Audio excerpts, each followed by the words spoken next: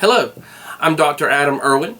I'm a chaplain with Hospice of Northeast Georgia Medical Center, and today I would like to share with you the presentation that I gave to GHPCO entitled To Us and Our Posterity, Life Review as a Military Honor.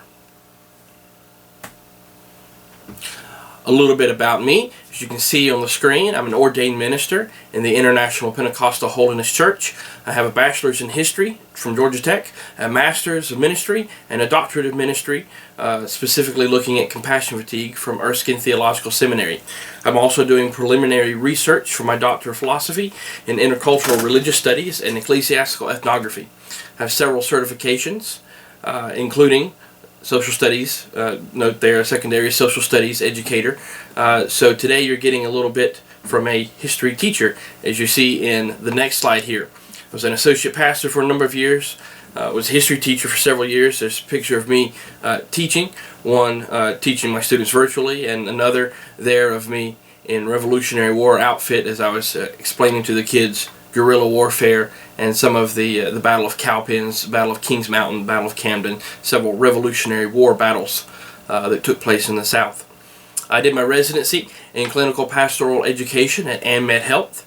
While there, I was the chaplain for the Level 2 Trauma Center, Emergency Department, the Psych Unit, several other units, and as noted before, I'm currently with Hospice of Northeast Georgia Health System. We are a 5-star We Honor Veterans Hospice, so if you're looking for mentorship or looking to share ideas, I know that our WHV committee would be thrilled to assist and to pick your ear, pick your brain, and give you any ideas that we may have. We'd love to do mentoring, we'd love to share. Next slide there, a little bit about my military career. I was commissioned as an officer in the Navy in 2007. I served as a tactical chaplain with Commander, Navy Region Southeast, and had several assignments there. I was also the Deputy District Chaplain for the 1st U.S. Coast Guard District for a number of years. I was deployed to Antarctica on an icebreaker. I was deployed to the Coast Guard Academy as their command chaplain for the Coast Guard's college and university. And I was deployed to 3 hurricanes as well. I was also served as a Deputy Fleet Chaplain for the 6th Fleet and Naval Forces Europe and Africa. Deployed into a combat area on board the flagship USS Mount Whitney. Went to the NATO school in Germany and several other things. Was featured in several Navy and Coast Guard publications, both online and in print. And I resigned my commission in 2022 at the rank of Lieutenant Commander with an honorable discharge.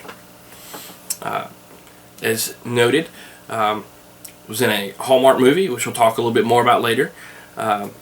I'm originally from Dewey Rose, Georgia, married. My wife's Hawaiian. She's also a minister. We have 3 boys, 7 pets, and I think of relevance to this presentation would be to note that my dad was a U.S. Army captain. One of my grandfathers was a U.S. Army Staff Sergeant, and I have ancestors before me that have gone all the way to even before the Revolutionary War, both fought in the Revolution and served with the British military before this country was even a country, while we were still a British colony. My ancestors were in military service. So looking at an overview, we have objectives. Then we'll be looking at military honors. Then we'll be looking at the importance of history to veterans. Then we'll be looking at what is life review, and then specifically life review for veterans, and then questions.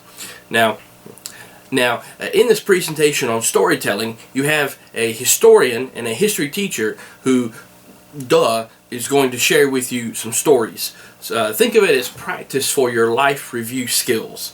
Now, yes, there's reminiscence, there's story that I'm telling you, but it's also I'm trying to get a point across by telling that story.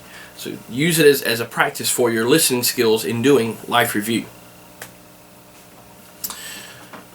Alright, now, this is left over from when I was a teacher. Is looking at our objectives. When I taught, you had enduring understandings and enduring questions, and you had topical understandings and topical questions. An enduring understanding was something that could be applied at any point in history or across any subject, any place. That was an enduring understanding. So, for example, the lesson specifically that day may be on the Battle of Yorktown in the Revolutionary War. And you need to know Yorktown was an important battle in the Revolutionary War. However, the enduring, something that's deeper, something that's more transcendent, is that geography is key in understanding strategy and communications and economics.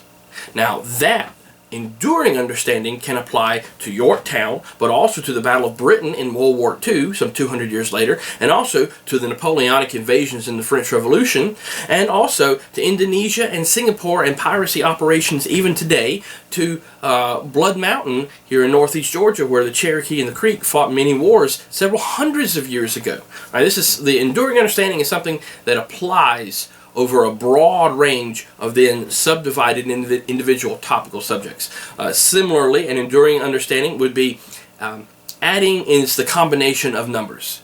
A topical understanding then would be this is how to add single numbers. This is how to add 4-digit numbers. This is how to add 6-digit numbers. Each of these topical things can be are subdivisions of the enduring understanding. So with that in mind, let's take a look at our enduring understanding. The story of our life forms our identity. With that enduring question, how can we as healthcare workers honor people through their stories? Today we have two topical understandings. One, veterans are as varied in their approach to life review as non-veterans. And two, veterans can have different motivating factors in doing life review. The questions that go with that with the first one is, what techniques can be used for veterans in life review? The other topical question then is, how do we make life review more honoring and effective for veterans at end of life? Now, I put this here to point out that military personnel do not swear an oath to the President nor to Congress. Enlisted personnel are sworn to obey lawful orders, but officers are not. Either way, I want you to see the military oath, and then we're going to build on that, okay? Because it's on this foundation that I want to point out a significant part of military life review, in my opinion. So we have the oath of enlistment and the oath of office. The oath of office is taken by people who become officers of the United States. These are federally appointed officials, just like a federal judge, an ambassador, things of that nature. In fact, like a judge or an ambassador or a secretary of education or, at the federal level, or undersecretary, something like that, these people are entitled to the honorable in front of their name. Now, nobody uses that because, well, I know a whole lot of them that frankly aren't too honorable, but nobody uses that. It's just extra words. But I want you to know that, see that level of responsibility that's been given to these folks. So they are officers of the United States. That's different from enlisted personnel that are agents of the United States. Officers are appointed by the President and confirmed by the Senate. Enlisted personnel serve a period of a contract. Officers have an allegiance only to the U.S. Constitution, while enlisted personnel have an allegiance to the Constitution and the Uniform Code of Military Justice, or the UCMJ. If any of you watch the old TV show JAG, you know what the UCMJ is. These are the basic laws that form the function of the military, that create the military. You have this basic set of laws. So let's take a look. You see both the oath of office and oath of enlistment there. The key part that I want you to see, and you can see the differences, I'm not talking about that today, this isn't an ethics lecture, but the key part that I want you to see is I, and then your name, do solemnly swear or affirm that I will support and defend the Constitution of the United States against all enemies, foreign and domestic, that I will bear true faith and allegiance to the same. And then from there it varies between officers and enlisted. But I want you to see that part. They swear an oath to the Constitution. They swear an oath to support and defend the Constitution of the United States. So let's take a look at that. Anybody read the Constitution of the United States anytime recently? You know, social studies teacher here in me is getting on to you a little bit. You need to go back and read the Constitution. Read what it says. This is the foundation, the fundamental laws that created this country. So let's take a look. The very first part of the Constitution, the preamble. Many of you may have heard it, had to hear the Schoolhouse Rock version of this.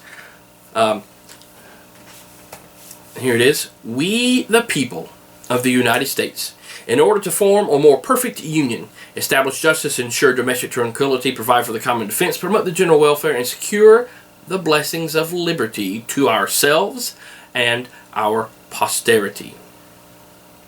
So the purpose of the Constitution, to which veterans swear to protect and defend, is to, among other things, secure the blessings of liberty to ourselves and our posterity.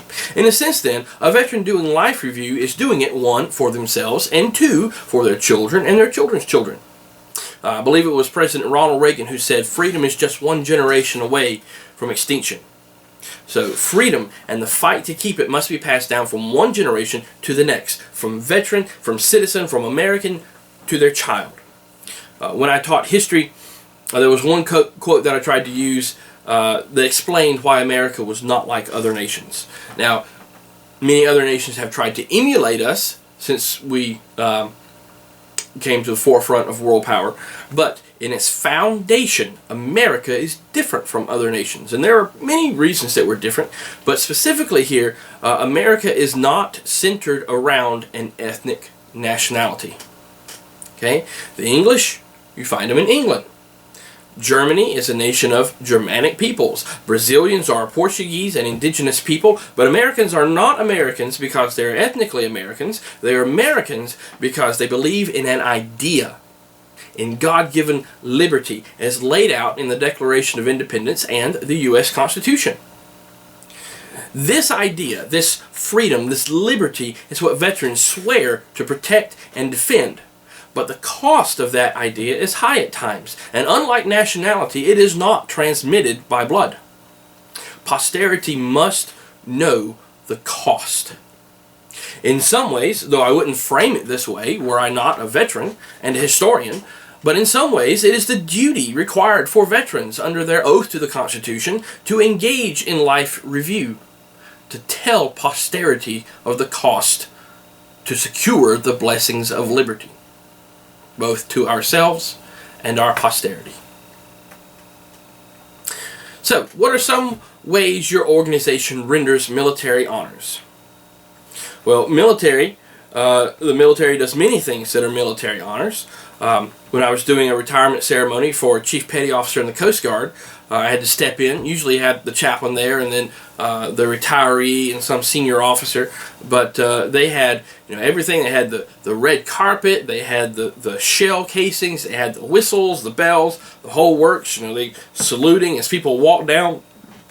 Many things like that. When I was chaperoning the school field trip, 8th grade field trip in Washington, D.C., we were at a Army ceremony where the Chief of Staff of the Army was there. And they play the music that goes with him, and they fire off the right number of cannons, and everybody's saluting that's in uniform. I mean, it's a lot of pomp and circumstance and pageantry there. Military honors can sometimes be as simple as being called before the whole unit and having a handshake from the commanding officer. And in that handshake is the unit's coin. Sometimes it's a simple salute between officers and enlisted personnel. It's a moment in time that's taken to honor or recognize the contributions of a service member. They can be elaborate ceremonies. They can be quiet letters handed out.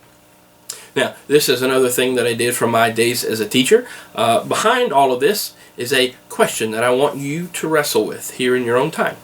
Define military honor.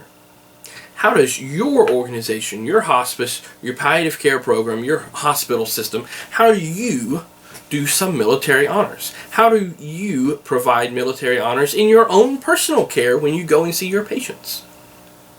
How do you honor these folks? All right, we have a video here. It has two subjects. One is a look at the change of command ceremony for the United States 6th Fleet. I want you to see some of the things that are there. And this change of command is something that's repeated over and over. Small ships, small units, all the way up to 4-star admirals and generals. You see this ceremony, this basic ceremony, repeated over and over, this honor. The other ceremony that you'll see is the Order of the Spurs, which is a tradition found in the U.S. Army. So take a look at these videos.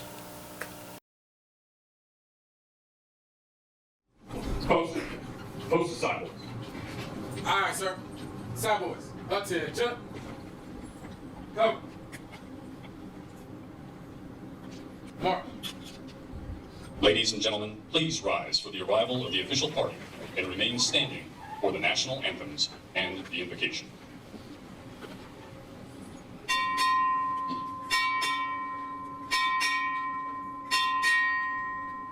Sixth Fleet, arriving.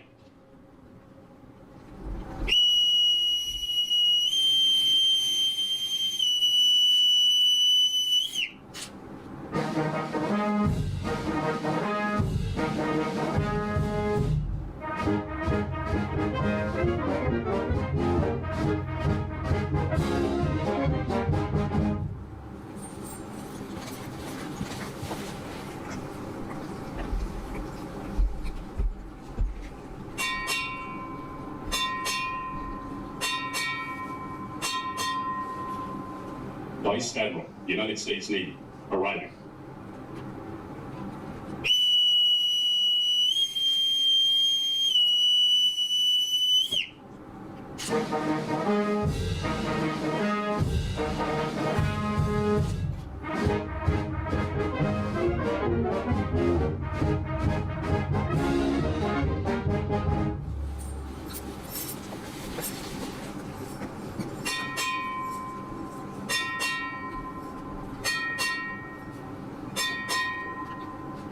Naval Forces Europe, Naval Forces Africa, arriving.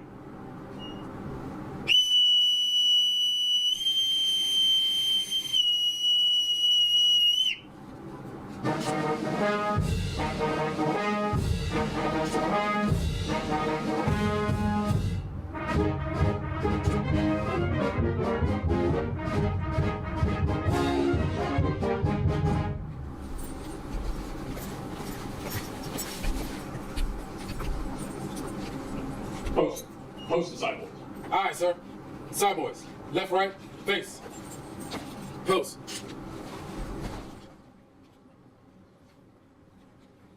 Color guard, parade the colors.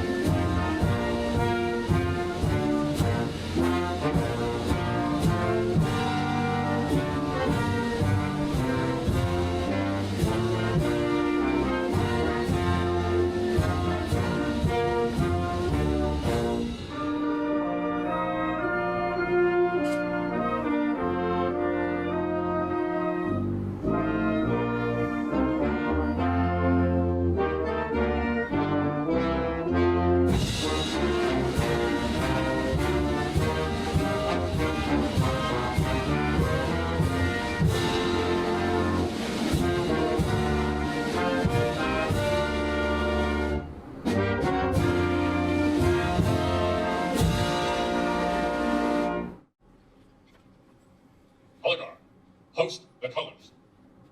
Color guard, shoulder, arms. And 2. Mark time, large.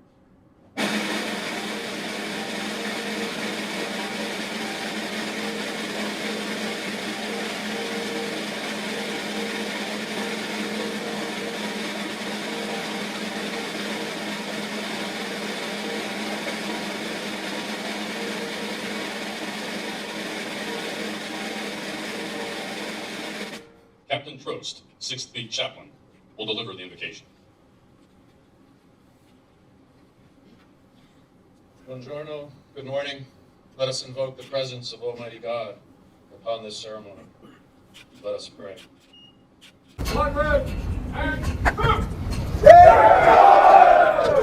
Spurs are first given to cavalry troopers after they earned them.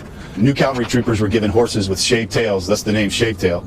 And they weren't given spurs because they weren't trained enough on their horses. They were given plenty of room when they rode, basically looked upon as the new troopers. Once they went through the specific training, they were awarded their spurs and able to wear them, thus being part of the cavalry and part of the tradition of wearing them. Today was the awarding of the gold spurs. In the cavalry, there are two types of spurs. There are silver spurs and gold spurs. Silver spurs were awarded for a spur ride in garrison. Out here in a combat environment, cavalrymen are awarded gold spurs, which represents a completion of a mission in a combat environment. In keeping with even more tradition, platoon sergeants and first sergeants outfitted their cavalrymen with their new spurs. Usually performed on an actual horse or sawhorse fitted with a saddle, the war paint T-barrier wall made an excellent substitute. Reporting from Fob Apache, I'm Army Sergeant Alexandra Shea.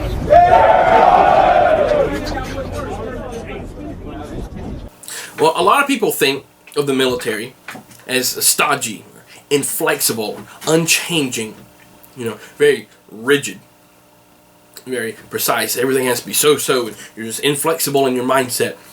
In reality, though, that is not the case. A lot of my co-workers will laugh when they hear it, but I often say when they ask me to do something, Semper Gumby, right? So Marines have Semper Fidelis, or always faithful. Semper meaning always, Fidelis meaning faithful. The Navy has Semper Fortis. The Coast Guard has Semper Paratus, or always ready. Semper, always Gumby, flexible, just like Gumby. Semper Gumby, always flexible. To be in the military means you have to have the ability to flex, to improvise, adapt, and overcome. To go from warfighting on a large-scale campaign in European forest, to humanitarian operations in the jungle, to anti-terrorism operations in the desert, right? There's a lot of change happening, a lot of moving pieces and flexible things. The military has to be able to do it all, and do it quickly, and do it well. But to do this means the military needs touchstones. It needs anchor points. It needs landmarks. It needs something unchangeable, a solid rock. It's like a palm tree. Okay, history lesson here. The Battle of Saratoga in the Revolutionary War, unlike what you were told in your classes in history, was not the turning point of the Revolutionary War. Why do I say that? Well, because the Americans lost a lot after Saratoga. In fact, the Battle of Kings Mountain was the turning point. But that's neither here nor there. What you need to know is one of the biggest failures in American military history happened after the Battle of Saratoga. And that was the Battle of Charleston, the fall of Charleston in 1780. In fact, it's still, even today, the third biggest loss in United States Army Army history. The third worst loss. Bells all over the British Empire rang out because everybody knew, hey, they lost Charleston, the war is over. As one historian said, Charleston completely erased Saratoga. See, people like to think that the southern colonies held the northern colonies back from independence, but that's actually not true. Actually, the northern colonies needed the southern colonies because the southern colonies had the money. They were rich, filthy rich, from indigo, from rice, cotton. They were enormously rich. In fact, South Carolina was the richest colony of all of them. Richer than New York, richer than Pennsylvania, richer than Massachusetts. The southern colonies were the rich colonies, and the northern colonies needed the southern colonies in order to survive. Well, you know anything about economics, if you're really rich, you have a lot of goods, you've got to ship those out from your place to other places. So you have to have a big port, a harbor. Charleston, South Carolina, anybody? Big port, big harbor. So the British took Charleston in 1780. But that wasn't the first time they tried to take Charleston. In fact, it was only a few days, actually, after the Battle of Bunker Hill in 1774, one of the earliest battles in the American Revolution, that the British tried to take Charleston. In fact, most people, to differentiate them, the fall of Charleston is called the Battle of Charleston. This is called the Battle of Sullivan's Island. The Americans, see, they knew the British were coming because Charleston was that important. So the Americans constructed a fort at the tip of Sullivan's Island. Sullivan's Island being an island there in Charleston Harbor that protects the inner port. Above this fort flew a flag. with an indigo blue flag that had a white crescent moon and in white letters said Liberty. This fort was named after its commander, who in fact designed that flag. The flag was also named after him. It's called the Moultrie flag. This was Fort Moultrie, named after Colonel William Moultrie. Inside were colonists and actually American Indians, both side by side fighting the British Navy as it sailed down to come and capture Charleston. Now this fort was different. And this is why this fort did not fall to the British when they tried to capture Charleston in '74. This fort, like every other fort before, short of castles, was made out of trees. But, you ever been to the beach? You know what trees grow on the coast? Yeah, palm trees. So when the British show up, the British Navy shows up and opens fire on the fort, the palm trees literally absorb the cannonballs without being destroyed. Some of the cannonballs just plain bounced off this fort. Boing. I mean, it absorbed all that kinetic energy without being destroyed, and the British could not defeat the fort. So they ended up having to, they were unsuccessful, they sailed off, and that palm tree that saved Charleston was added to the South Carolina flag. And that's why you get the South Carolina flag today. The Moultrie flag, blue flag, white moon, and then the white palm tree added to it. South Carolina's flag today. So, have you seen the root system of a palm tree? That thing is flexible because it has roots, has a supporting structure. It has to hang on when hurricane winds blow on it. It has to have an anchor point. It has to have a rock. It has to have a touchstone so that it can be flexible. Likewise, the military has all this pomp and circumstance and traditions and honor so that we can hold on to something that enables us to be highly flexible and adaptive. When the hard times of combat comes, usually the chaplain leads in a prayer, and afterwards we do a little thing for the folks who didn't make it. You've seen it with the boots in the ground, and then the rifle and the dog tags and the helmet, right? We do all these ceremonies, this pomp and circumstance, these traditions. We wrap their coffins in the flag. We take them off the plane with an honor guard, with white gloves, not because we're stodgy and unflexible, but in order to survive trauma. In order to bounce back again, we have to have something solid that won't change. That's why the military does honors and ceremonies. That's why each time, almost every time I'm called on to do a ceremony for our veterans that are our patients in our hospice, I get my uniform out, I measure and align all the pins and badges and get the haircut and the shave and shine the shoes and shine the brass, because it's a ceremony, it's an honor, it's a touchstone, it's something unchangeable when a time that our veterans on hospice are having a trying and difficult time, potentially spiritual trauma, emotional trauma, mental trauma, right? They're at the end of their life. As they're dealing with these end-of-life issues, that military honor is something that won't change. And there's a security in that that enables them to look at this difficulty in the face and keep on going. So these honors provide recognition. A life review for veterans provides an honor in healthcare workers, recognizing and showing appreciation for those veterans. So what are some of those things you do that are touchstones or unchangeables that allow you in your own life to adapt?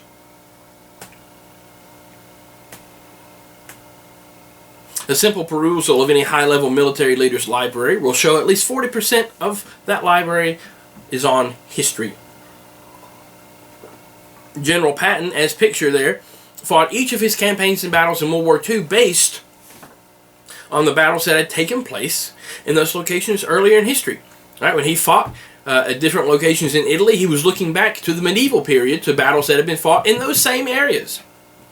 And then he also looked at battles in the Roman period that were fought over that very same ground. And he would look through history at the battles that were fought in these places, and that would influence, heavily influence how he fought the battle in those same locations. The professional required reading put out by the military has CC to 65% not on strategy, not on logistics, not on tactics, not on technology, but on history. So what do the required reading lists tell us about the importance of history to military leadership? Even mid-level officers and enlisted personnel maintain an interest in history. The majority of veterans outside of JROTC who become school teachers are in the field of social studies. One of my patients, the First Sergeant Burt, said, "If I wasn't a soldier, I'd be a police officer, and if I wasn't a police officer, I'd teach history." Most soldiers are historians at heart. So what area of study do many veterans naturally turn to? At the War College, which is a master's level college, each of these courses require 1/4 of the entire master's degree to be in history. As the former Secretary of Defense, Marine Corps General James Mattis said, "I don't think you can go wrong if you maintain an avid interest in history. The reason I say that is that really, you'll find that really there's nothing new under the sun." In fact, the same General Mattis led Marine Corps efforts to ferret out Osama bin Laden, and he looked through history, and he used tactics and efforts similar to the tactics and efforts that the Army used to ferret out the American Indian leader Geronimo. Again, we talked about the war colleges. So, anti-insurgency operations used during the Indian Wars form the basis for anti-insurgency operations against who in the 21st century? The study and use of history is a critical tool in the military profession. It helps to inform current decision-making, inspire soldiers to serve, and builds morale and esprit de corps in units. As the commanding general of Army TRADOC, or Training and Doctrines Command, right, this is the education system for the Army, says, "History helps us to learn from the past, see the present, and be ready for the future. You have to understand your historical roots to become an effective leader." More quotes, of course. Staff ride is something that the Army does. That's where senior leaders train junior leaders in historical appreciation. It consists of a systemic preliminary study of a selected campaign, and then has an extensive visit to the actual sites associated with that campaign. As you see there, several soldiers are listening to a member of the National Park Service as he's teaching and explaining to them what happened in that campaign, in those battles. And then it provides an opportunity to integrate the lessons derived from those campaigns into future planning and strategic operations. So why would a staff ride be important to young Army leaders? There's a quote there from Major M. Wood of the Royal Australian Army. Basically, as you read it on your own there, basically what he's saying is the military personnel does not have the ability to practice what he does, right? I mean, after all, in order to practice war, you have to be in a war. The military professional is restricted in learning because direct experience is obviously limited unless you're at a war. So you have to study history in order to obtain your learning. So why does a military person need to study history, according to Major Wood?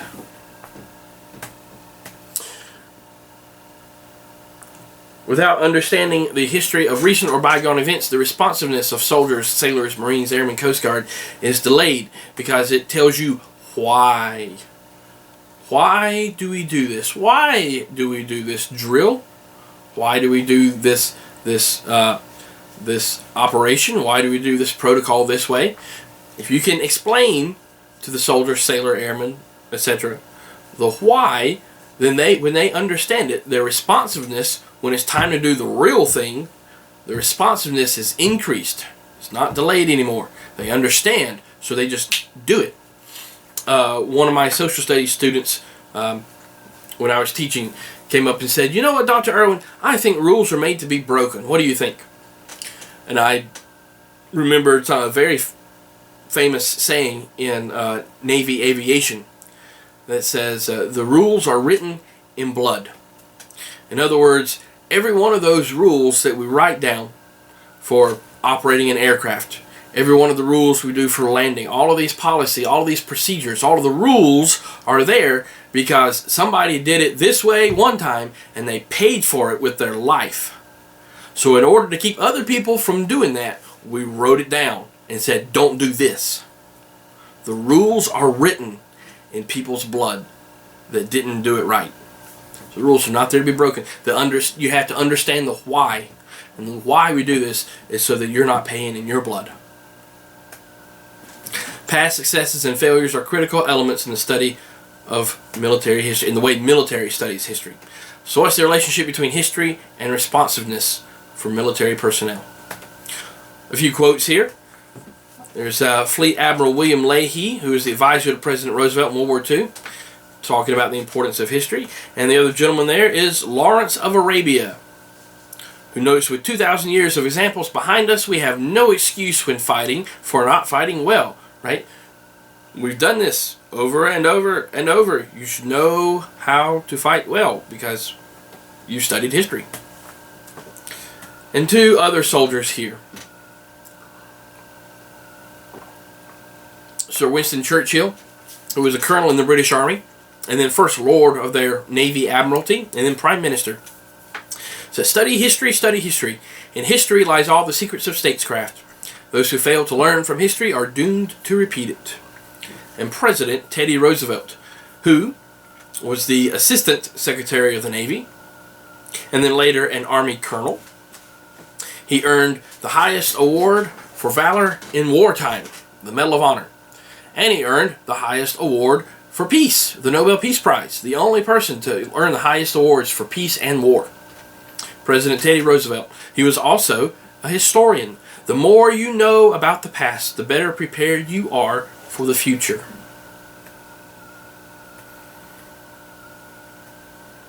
As you see there, we have several sailors teaching, I think they're handing cannonballs to this young girl as they're teaching her about history. It provides a context for what they see, their experience.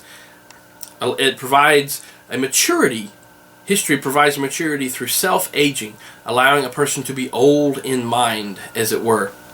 Or as one gunnery sergeant said, you won't live long enough to make all the mistakes for yourself, especially if you're getting shot at.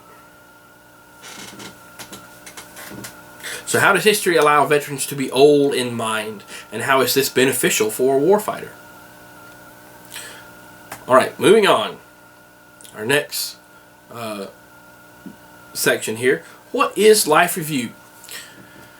In the 1960s, Dr. Robert Butler theorized that having an older adult think back on their life could be therapeutic. Now, a lot of folks differentiate between life review therapy and reminiscence therapy, but for the purpose of this presentation, there's little difference. We're just doing this as an overview. When I say life review, it includes narrative therapy and it includes reminiscence therapy. But for those who really want to know, reminiscence therapy often involves describing a memory itself, whereas life review is based on what that meaning. It's based on discussing what a memory means to you. And then narrative is slightly different. It's going after what's your story, what's your narrative that you draw from these events. But here we're wrapping all that up into life review, talking about someone's history, a veteran's history. Butler proposed that life review is a natural process that everyone does when approaching the end of life. He defined life review as a natural event in which an individual recalls their past experiences, evaluates them, and analyzes them in order to achieve a more profound self-concept at the end of their life. So who began the modic therapeutic use of life review? Now, life review is similar to Erickson's developmental theory, in which at the 8th stage of life, an individual tries to put the broken pieces back together. They try to achieve integrity. This is similar to the Judeo-Christian concept of shalom, which a lot of you may know as peace, but it's more than just peace. It's also wholeness, being brought back to one's original state, being restored, being returned to the original state. You can see the definition of Height and Webster there. So according to Height and Webster, what are some important life events to note in life review? And how is our idea of peace different from wholeness? How can you help a veteran to integrate both of those concepts as being restored to normal, to the ideal state, to the starting state? How can you be put back together to your original?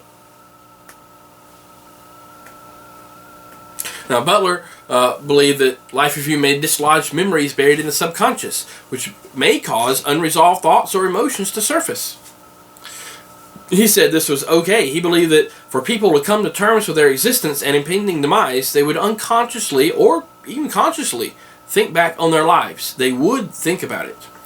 By providing therapeutic assistance during these recollections, older people would be able to resolve past conflicts and gain some meaning from their lives, allowing them to live their remaining days more at peace, putting your life in order. He said that this tendency toward reminiscence has a positive psychotherapeutic function. Even though it may bring discomfort, it has a positive therapeutic function. So what are some symptoms of life review? Now, specifically looking at some life review techniques, I don't know that too many veterans would have a gun there, but maybe. You never know what somebody has.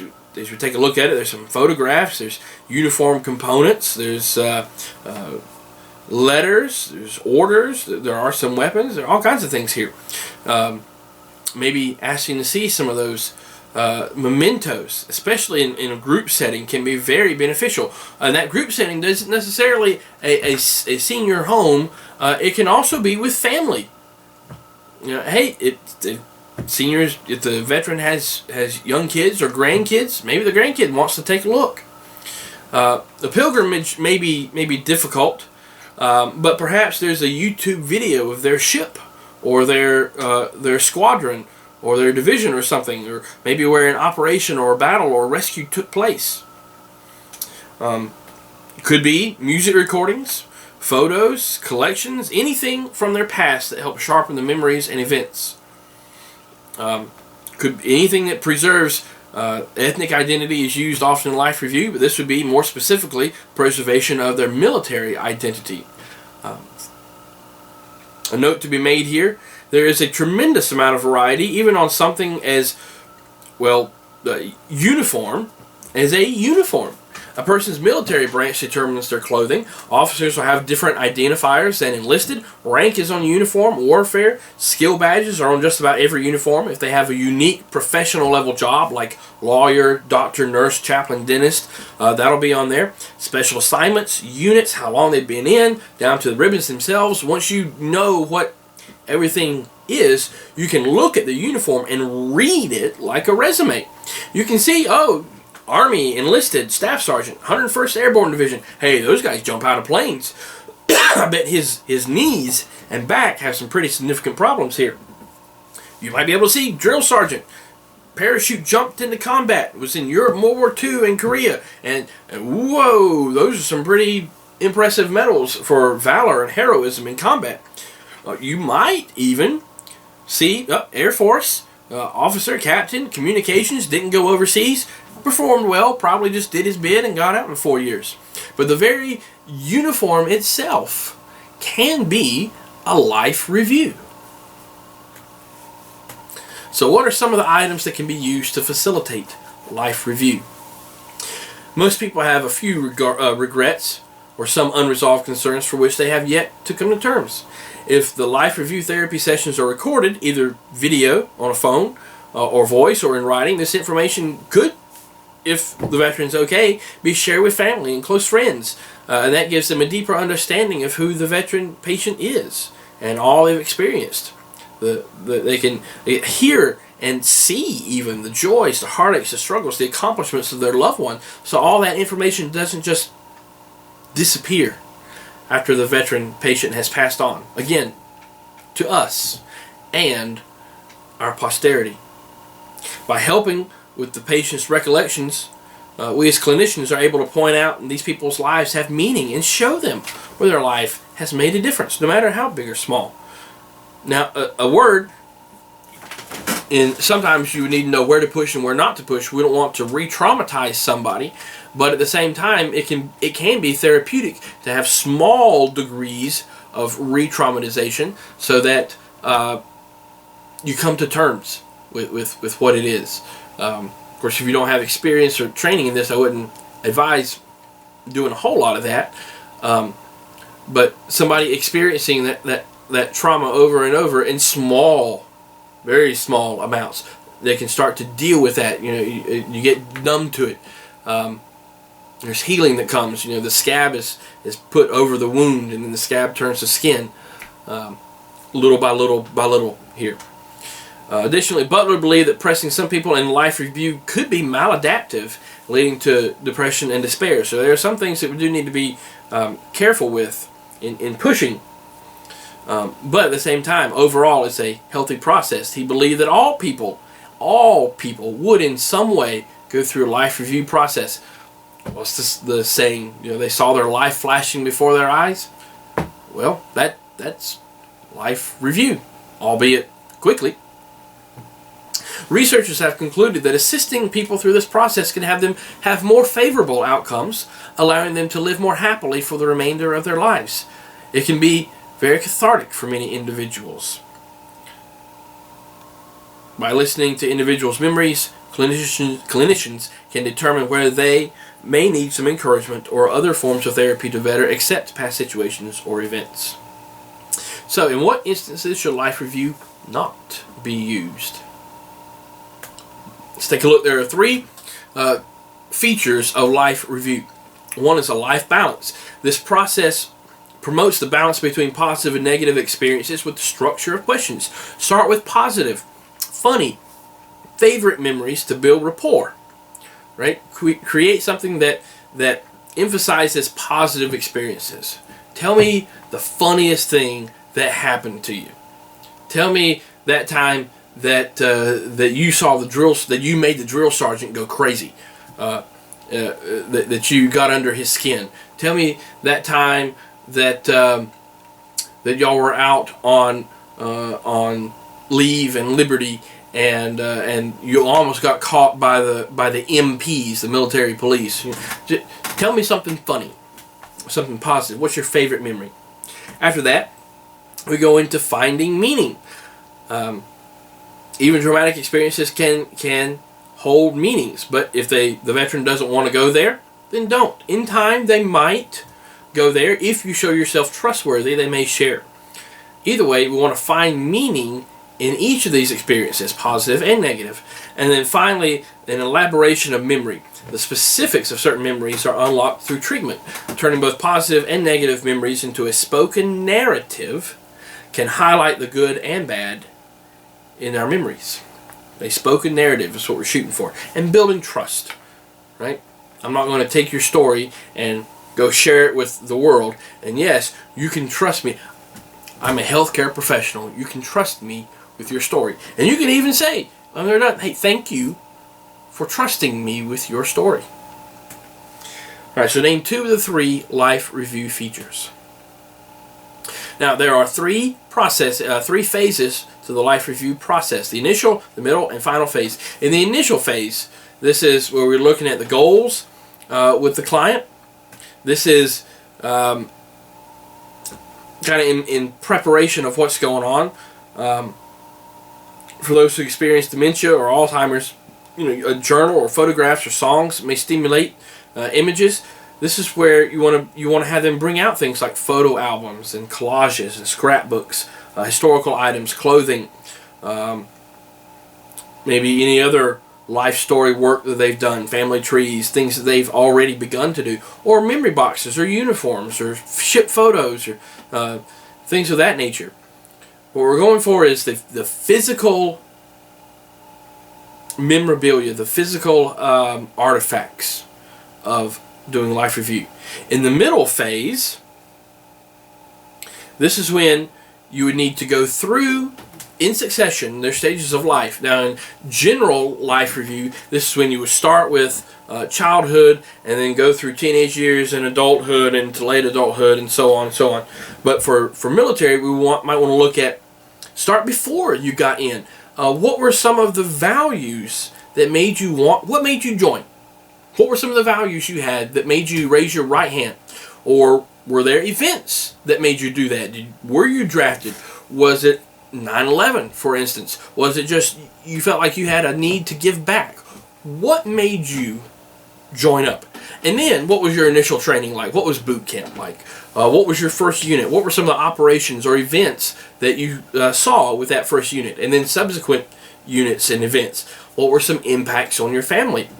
What were some impacts on your worldview and your values? And then as you got to discharge and retirement after you were done, tell me about those stories. And then in the final phase, that's when you want to integrate everything. And we've been talking about your life for a while, but why don't you tell me what you've learned? What would you describe as the 3 most important things in your life? Why? What would you change? What would you do better? What would you leave unchanged? What are the most important things in your life now? Right? These are some of the. This is putting the story together. In fact, one thing that you may like to do. I purposely started this session off with a little bit about me. One, so that you see that I'm qualified to talk on this. So this is an important thing to me, and trying to share with you that. But also, I wanted you to see kind of a biographical life review. In the military, we had these things, officers at least, had these things called bios. Anytime you go to a new command, that your commanding officer wants your bio, and it's just a short 1-page life review. That may be even helpful to go through and have. Don't make it look like an obituary. I mean, I guess you could if the patient wanted to, but that would be a good way to do life reviews, to make it look like a bio, and we'll talk about that a little bit later. But here in the final phase, you're wanting to bring meaning to all of these things. Not just the facts. You're wanting to go beyond facts. You're wanting to get into feelings in this last phase. In fact, if you wanted to, you could video it. You could journal it as they talk about their life review, or if you're getting to the summation of it, what happened and the meaning behind it. You could video, or they could journal. So, what takes place during the initial phase, the middle phase, and the final phase? How to do life review. Ask open-ended questions that would share their stories and experiences. Listen to them. Retain what you've heard. Make reflective comments. Empathize, but not over-empathize. Relate in a sensitive way. Again, not overly sensitive. Just be normal. This is just another person you're talking with. They may share their story, they may not, and that's okay. They may be testing you to see what you can handle. And they may never share. That's not up to you. What's up to you is to be that mirror, that listener.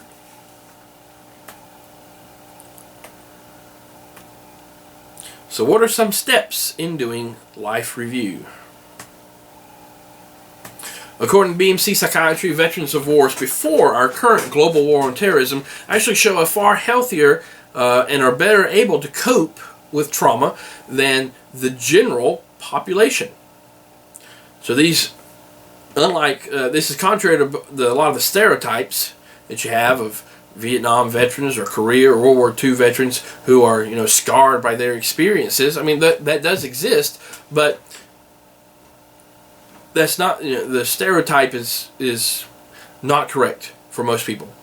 For the most part, we'll look at it in a second. In fact, this is contrary also to the present global war on terrorism veterans. What the literature is showing is that in the immediate aftermath of a trauma, the soldiers, sailors, Marines, airmen, veterans are turning to less healthy coping mechanisms as a way to cope. Alcohol, drugs, illicit relationship, even normal relationships can be, even if they're toxic, then they may be a normal marriage, say for example, but it may be a toxic relationship. They're turning to not healthy coping mechanisms, trying to cope with it. Some aren't able to cope, and that's why you have 22 veterans a day committing suicide. Enormous number. But what the literature is showing is that as folks are a short period away from that trauma, like global war on terrorism era veterans, which is the present Iraq, Afghanistan, and there's a lot of other stuff around the world that we're doing as well. These folks have less ability to cope because it's fresh.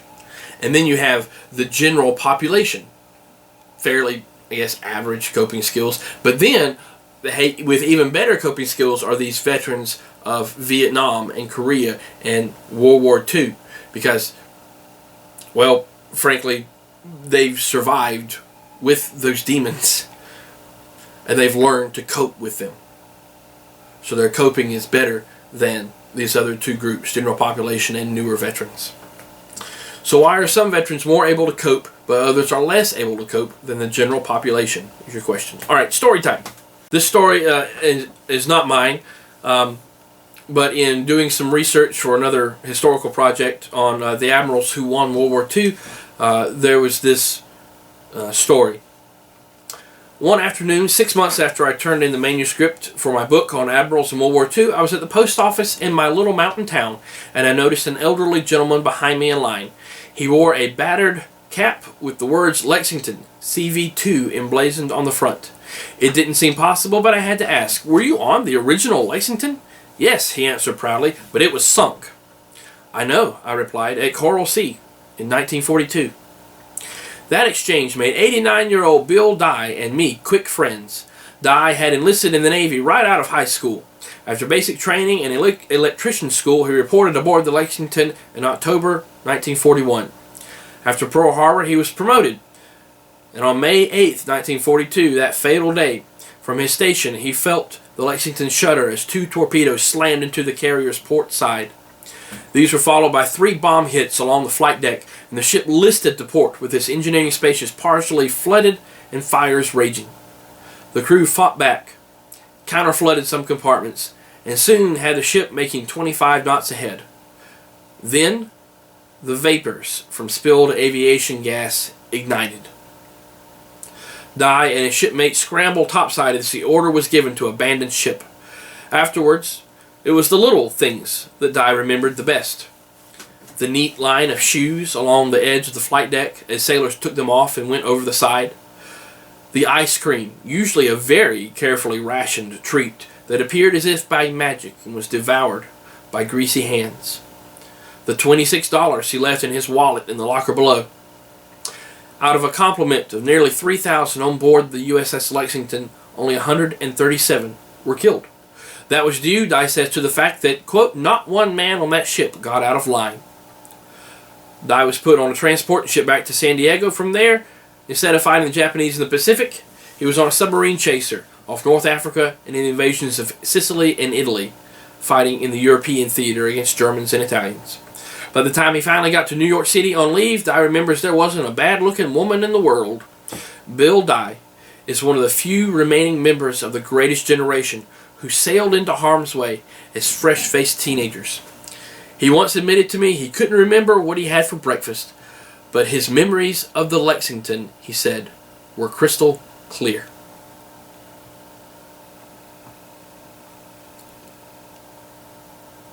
The Life Review and Experiencing Form, or LREF, is a structured delivery of Life Review component, and there are websites that have an additional military component to the LREF. Justice Dr. Butler indicated that older adults naturally began therapeutic life review as our World War II, Korea, Vietnam veterans hit that age. They too are naturally beginning life review. They are facing developmental challenges related to aging, which includes they are facing developmental challenges related to aging, and of course are naturally inclined to reminisce and recall their past. I wouldn't call that a challenge, but they are facing these. A lot of times when I'm with patients, I'll ask them what scripture or what character or what story from their sacred text is meaningful to them and helps them cope with their current situations. Where do you see yourself in the Bible? Who are you most like at this moment? What story? Likewise, similarly, okay, well, what event in your life, what have you done in the past that has allowed you to get through a difficult time? And can we go back to that, to rely on that, and take a look at maybe some things that we can build from that? Similarly, if these older adults, these older veterans coming to the end of their life cycle, are already recalling their past and doing life review and reminiscing.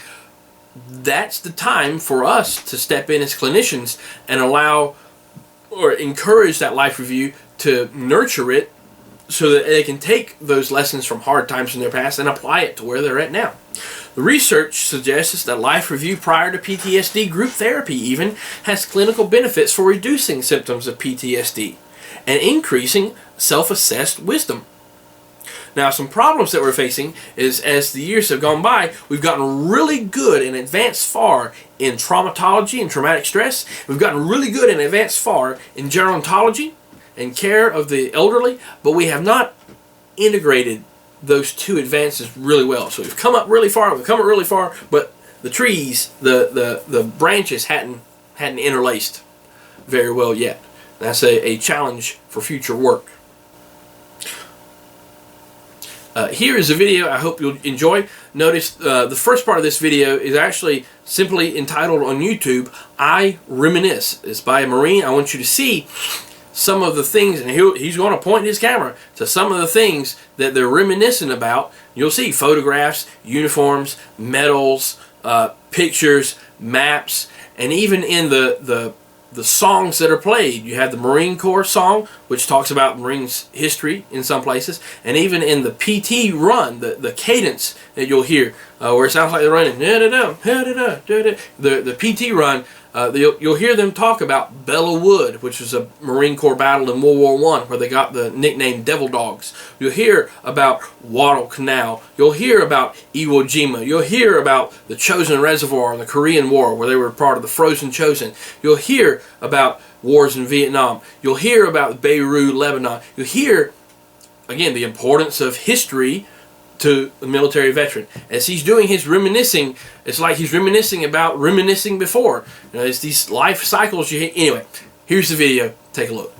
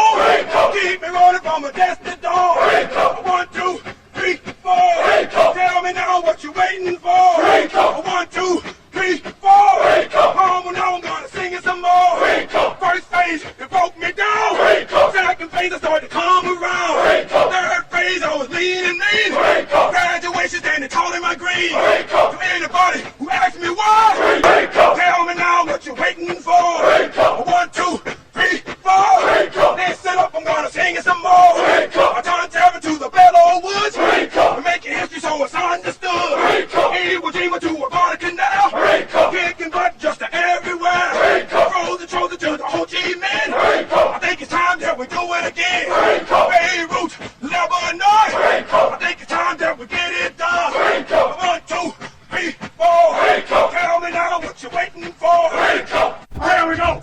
go. 24. 24. Here we go. Here we go. All the way. All the way. 2 miles. 2 miles. No sweat. No sweat. 3 miles. Go right there. Go right there. Go right there. Go right there. Go right there. Left it right low. Left it right low. Hoorah. Hoorah. Here we go. Here we go. All the way. All the way. Go right on the yard. Go right there. I'll left it right on the yard. I'll left it right on the yard. Go right on there. Go right there. I'll left it right on the yard. Despite the brutality and loss of World War II, one veteran finds solace in a powerful meeting of hearts and minds. The last wish of a dying Marine was to share his memories with a comrade in arms. Gary Tuckman reports on how that wish was granted through social media. A World War II Marine veteran, shot 3 times and bayoneted in the Battle of Guadalcanal. A Purple Heart recipient. This is Sergeant Bill Hession today. How old are you? 96. 96. And when do you turn 97? When's your birthday? May 70th. That's coming up. Yeah. Sadly, Sergeant Hession's health is failing, and he's now receiving hospice care. And it turns out that long-ago battle on the Solomon Islands has flooded Sergeant Hession's memory of late. So much so, his hospice caregivers decided to do something about it. Do your thing, Twitter. A hospice facility in New York is seeking someone willing, able to visit with a veteran patient, age 96, who was in the Battle of Guadalcanal. The patient is fixated on talking to someone that has this specific shared experience. And Twitter did its thing. We found Harold Berg in Peoria, Illinois, also a former World War II Marine sergeant, also the recipient of a Purple Heart, and also at the Battle of Guadalcanal. Without hesitation, Harold Berg and a family friend hopped a plane to New York City and headed to the Rockland County, New York home Bill Hession shares with his daughter and her family to fulfill this last wish. Harold Berg, this is Bill Hession. You're both Marines, both at Guadalcanal, both American heroes. That golly, a leatherneck. Yeah. Yeah. You were on what outfit were you in? A company. Combat engineer. Yeah, combat. By golly, I tell you, well, you and I are just about the same age. I'm 96. You're 96, I'm 92. Yeah, and I still chase girls. Yeah. I lied too. Jake, his grandson. With family and friends gathered around them, the men shared stories of their time during the war and spoke of their physical and emotional wounds that remain all these decades later. Well, boy, you're lucky to be here. Yeah, they were right through there. Yeah. And then I went down through, and then I don't know why, because I had a hole in my back like this. Well, life's been pretty good for you and I. Yeah. Huh? Right now it ain't so good. Well, yeah, but look at it. Look, we had a lot of good days go by. Oh, yeah. Yeah. Yeah, I lost my wife 2 years ago. We were married 71 years. Sergeant Hession is also a widower. He was married for 55 years. Well, what do they got you doing now? I'm living here with my daughter. You mow the grass and you mow the grass. I can't even do that now. That's what they got me doing now, mowing the grass. Yeah. There I am right there. It took more than 75 years after these men shared a battlefield at Guadalcanal, but Bill Hession and Harold Berg are now friends. This is a coin I had for the United States Marines. That's where you and I got our education. But when they said goodbye, they knew they likely would not see each other again. It's good to see a fellow Marine. I tell you, I enjoyed it. I want you to look right up, look in the camera. A last wish fulfilled. Gary Tuckman, CNN, New City, New York. How about that? That is the best thing I have seen in quite a while. Gary Tuckman, thank you for that. And to those 2 men, thank you both so much. Continuing on with Life Review for Veterans, a study done in 1993 found that with former POWs from World War II and Korea, found that discussing memories in a group provided positive benefits. Positive benefits. However, it also found these positive benefits were not necessarily related to a formalized group setting. You didn't have to bring veterans around the table and say, okay, we are going to do some life review, and then you very structured and rigidly go through a life review therapy. Instead, all you needed to do was set these veterans around the table and let them talk. Very informal, very flexible. Just let them talk. And they actually did just as well with the informal life review than life review done with structure. The authors agreed the authors argued of this study that one's core belief becomes central to the person. That helps them make sense of the world. That it's a narrative memory that contributes to a meaning system about oneself, what you believe about yourself. So using guided exposure within reminiscence therapy assists older clients in illuminating some of those negative core beliefs, and they're therefore able to refute some of those beliefs and create a new narrative, a more positive narrative about one's self-worth, the benevolence that they have, and allow for healing. And that narrative can allow for reinterpretation of meaning. Right, another story time. Mr. G is a World War II Army veteran. He served honorably for 3 years and was primarily stationed in Europe and North Africa. As he approached the end of his life, Mr. G was an enthusiastic storyteller about his time in military service. However, there was one subject that he said was still bothering him and keeping him up at night. He believed there was no justification for American involvement in the European war theater, and therefore he felt that the acts of violence he had to commit were unjust. I had no problem with the Germans. I was mad at the Japanese. They were the ones who bombed us. The Germans didn't do anything to us. I couldn't believe I was being sent over to Europe. I enlisted to go fight the Japanese, and I got sent to fight the Germans. And I just didn't feel right about that, and I still don't. This would be a prime time for some life review, narrative, reminiscence, all of these therapies and therapeutic techniques to help him make sense and create a new narrative. Again, more life review for veterans. The observations and findings within the literature suggest that sharing one story through facilitated reminiscence or life review can reduce trauma survivors' depression. It can also contribute to greater self-wisdom. In fact, a 15-month study of Vietnam veterans showed positive cognitive, social, mental, and physical effects using life review, reminiscence, and narrative therapies. There should be an emphasis on continuous lifespan identity rather than just war experiences when dealing with life stories of veterans. This same Vietnam veterans study found that the group meetings, they didn't like the fact that these meetings had to end. Even though after 15 months they were still meeting and talking to each other, they reported they learned a lot about themselves through their life review and regular group meetings. They enjoyed being a part of developing and testing something that would potentially assist the younger generation of war veterans. The study had positive clinical effects and, of course, as we noted, struck an altruistic chord in the participants. They didn't want to end the study. They wanted to keep talking. So what is one event you may have participated in similar to veterans doing group life review? In case you're having a hard time thinking about one, here's one. Did you ever go to your high school reunion?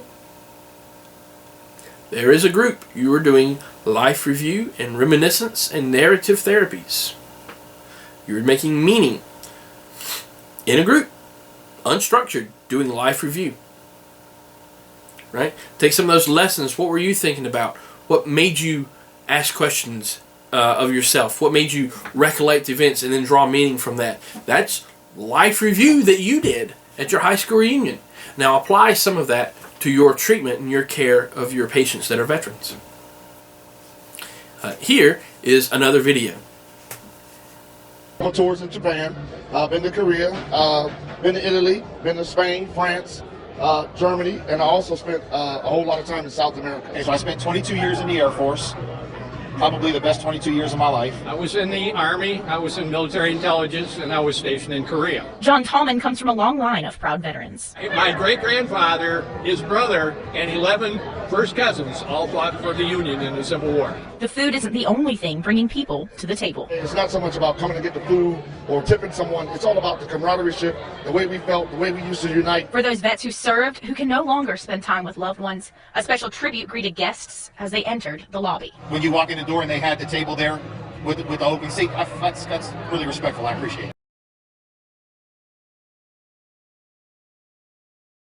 Well, I'm Jimmy DeBose, and I've always, it's easier to talk about somebody else maybe than yourself. I know Sam Billingsley, back when I was a freshman at A&M.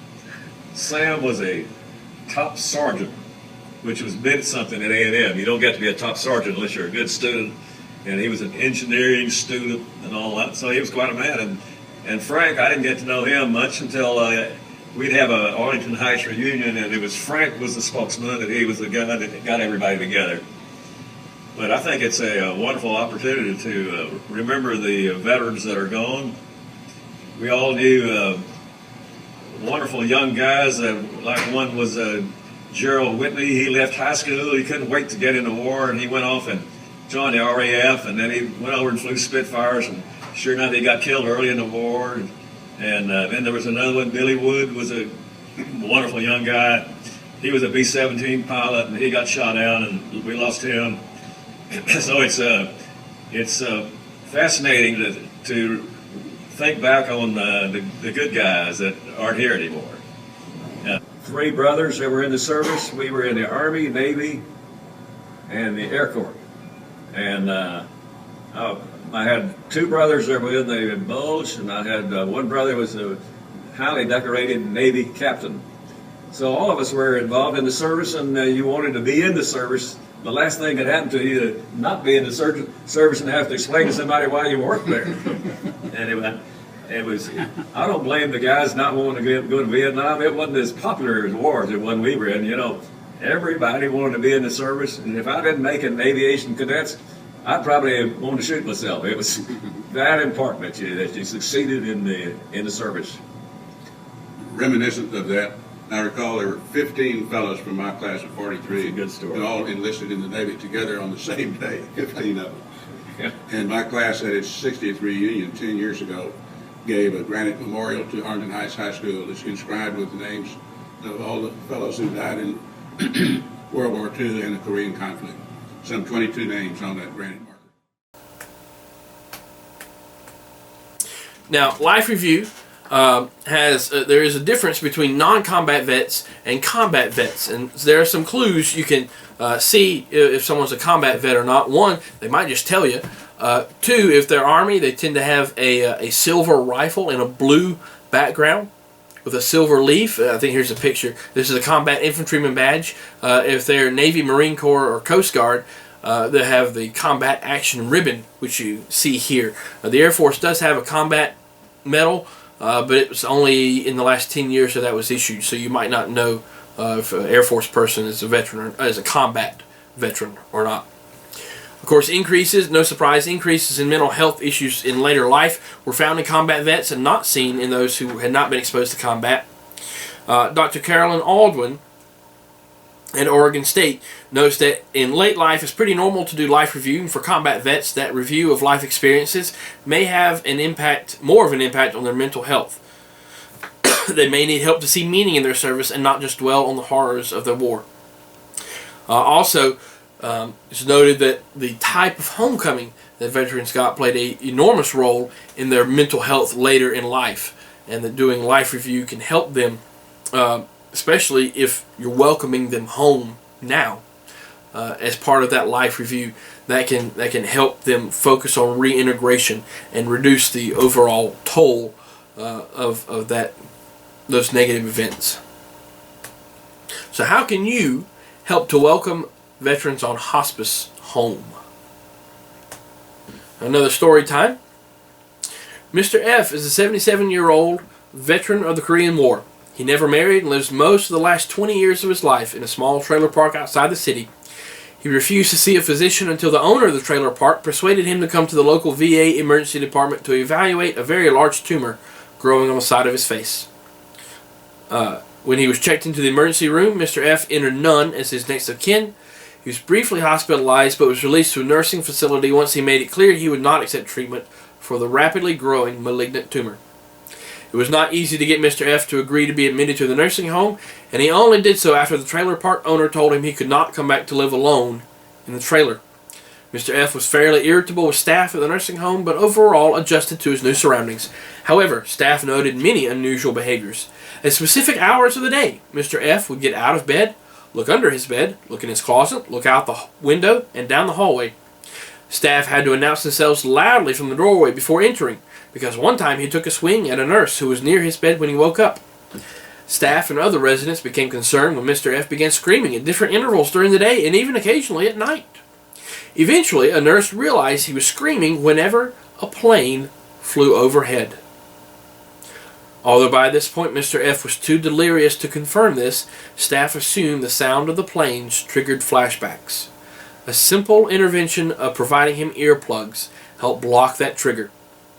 Although staff had to continue to be cautious when approaching him for any physical care, even in his last hours of life, he was strong and would occasionally swing or swat at those trying to bathe him.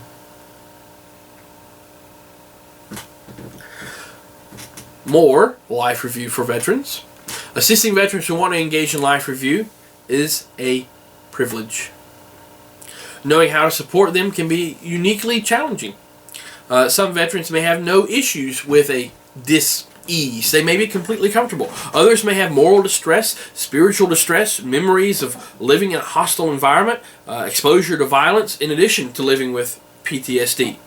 So there are many different variations here. Your question would be, what are some challenges you may face personally in supporting veterans during life review? Here is another video that, though it talks a lot about veterans of today and recent wars, global war on terrorism, I think the underlying message of getting to know these veterans is applicable to us as we do life review. Take a look. So I'm here today to tell you a simple story. It's a story about citizenship, responsibility, and dare I say, maybe even morality. It's a story that when I shared with some of those close to me before I came out here, they said in a very cautionary way that maybe I should not tell this story because it may make some of you feel uncomfortable. My response when I got that feedback was perfect. So here's my story. This is what I'd like to share. I have one of those jobs that unfortunately requires that I spend a lot of time on airplanes. And not too long ago, I boarded a flight like I always do, took my seat, and as I was drifting off to sleep, the pilot came over the public address system. Two young soldiers had boarded the airplane and took seats just a few rows in front of me, and the pilot asked everyone on the plane to thank them and acknowledge their service to this country. And there was a polite round of applause on the airplane, and those close enough to reach the two young men, gave them a handshake and a pat on the back. And I couldn't help but notice as this was going on, the woman sitting next to me was making a particular show of her support, so much so that I began to wonder if this was as much about her as it was those two soldiers. So I am a social scientist by academic training, and I have been known to do, let's say, impromptu social experiments in situations like this. So I decided at this point I was going to engage this woman in a conversation. And I told her I was a military veteran myself. I told her that today I direct a large academic institute at Syracuse University focused on the social and economic concerns of this nation's 22.5 million military veterans. And with that, she was hooked. I got her. And she travels a lot like me. And, one of the first things she said to me was that whenever she's in an airport and she sees a soldier, she makes sure to say thank you for your service. I thanked her for her gesture, but then began to subtly, or maybe not so subtly, shift the direction of the conversation a little bit to some of the challenges that are facing particularly this generation of military veterans. I told her, for example, that many of this generation of veterans, particularly the youngest, have struggled mightily to find jobs when they come home and leave service. And that maybe some of those struggles are a function of the fact that many of these young men and women who have served over the last 12 years are leaving military service with disabilities at a rate unprecedented in U.S. history. Conservatively, 30% of them will live out the rest of their lives with disabilities connected to her service. And the more I talked, the more agitated she became. But what did me in, what did the conversation in, was when I told her about the suicides. When I told her that 20% of this nation's suicides are military veterans, even though they represent less than 10% of our population. When I told her that 22 military veterans a day commit suicide in this country, one every 80 minutes. I told her that by the time we land, 3 more will have taken their own lives. I told her that in recent years, more veterans have died by their own hand than service members lost to the enemy in Iraq and Afghanistan. And at this point, she looked at me like I had two heads, and she said, none of this can be true.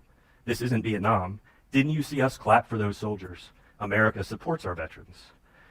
she proceeded to pull out her iPad, pop on her headphones, and turn on a rerun of Home and Garden TV. I knew it was a rerun because I like that channel. I watch those shows all the time. But she was clearly done with me. And honestly, I sat there and thought maybe I had gone too far with my little experiment. And then a young man, couldn't have been more than 24, 25 years old, sitting on the other side of the aisle, tapped me on the shoulder and looked me square in the eye, stuck out his hand, and he simply said, thanks. And it turns out his name was Tim.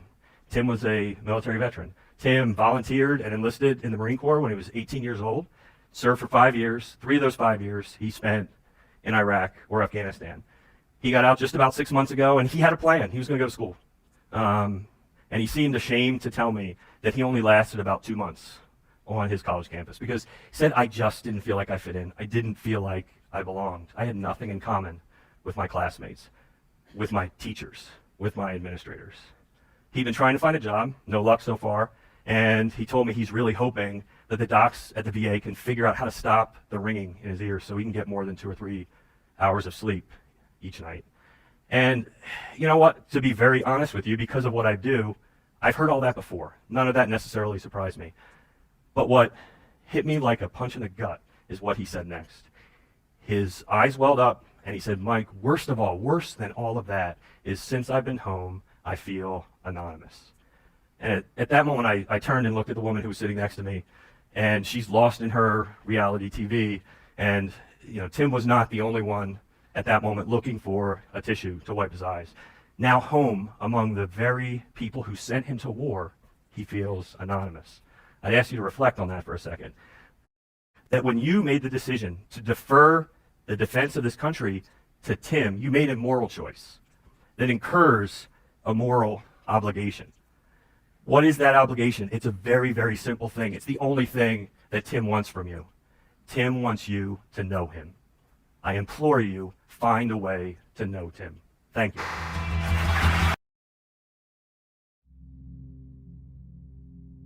When September 11th happened, I remember the feeling was it was like a very personal attack on us as a country.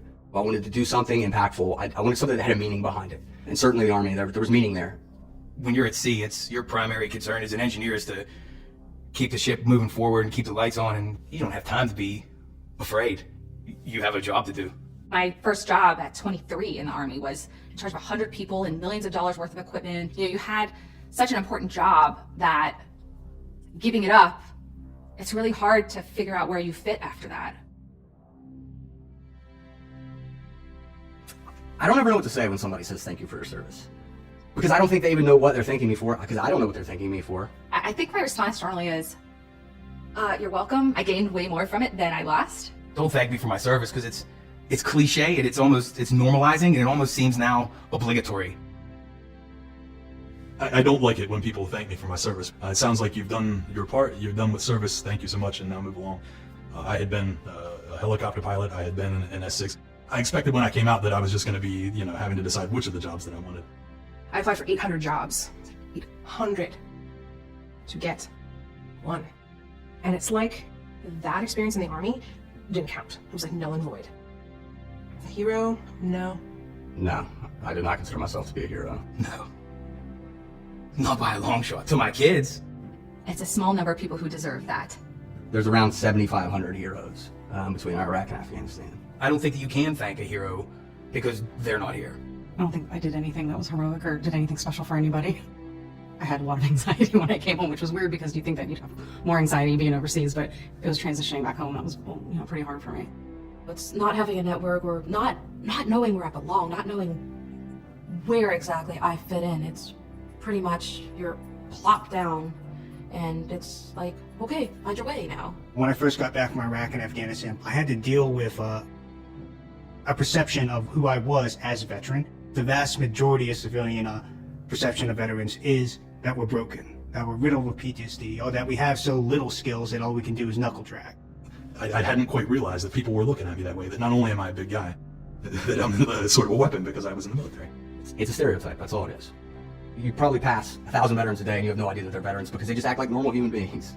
The majority of us, the overwhelming majority of us, are positively impacted by our service because it brings strengths and attributes and skills out of us. Veterans are entrepreneurial, they understand diversity, they're incredible leaders. So many of us have been through really, really weird and tough situations, and we're such better persons for them. And if you're a hiring manager, you know a hiring manager, say, hey, our next hire should potentially be a veteran. That's really the best way that you can say thank you. Don't thank me. Let's talk about how we can make society better for veterans who are having a hard time reintegrating. There are better things to say, like, oh, you were in the military. What did you do? How long did you serve?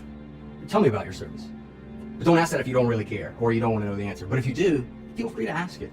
That's a way that we close this divide, right? Is share the experience with each other. Please don't thank me, join me. Come out and serve with me and see the fact that I'm not done serving. I'm not even close. Thank me when I'm done at the end of the day. Thank me 50 years from now for all the things that we did together. Don't thank me now for what I did in the past. All right, so this time you have a story time from me, personally. As noted before, I was a background extra on a Hallmark Christmas movie, USS Christmas.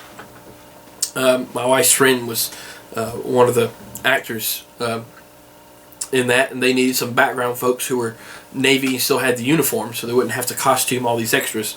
So I was able to go and be a part of that movie. But it was interesting. You had about 60 or 70 Navy sailors. Some of them were active duty. Some of them had been in for like 6 months. Some of them were retired. There was one World War II veteran there that showed up. She had 80 years of lifespan, male, female, different ethnicities. Some were medical, some were aviators. One was a chaplain. You had some engineers. You had all kinds of folks throughout any range you can imagine. We were all there, and they put us in a room above where they were filming to kind of just put all the extras in a room, and we'll just pull them out as we need it. Well, that was a bad mistake on their part. In fact, they had to come and tell us to shut up, not once and not twice, but 5 or 6 times. We were messing with it. Their microphones were picking up our talking, even though we were a floor above them in a separate room. But what happened is they put all these sailors from different walks of life and different ages and different ethnicities and different warfare communities. They put all these sailors in a room together. And so we just did what military folks do when we get together. We just started talking, started swapping stories.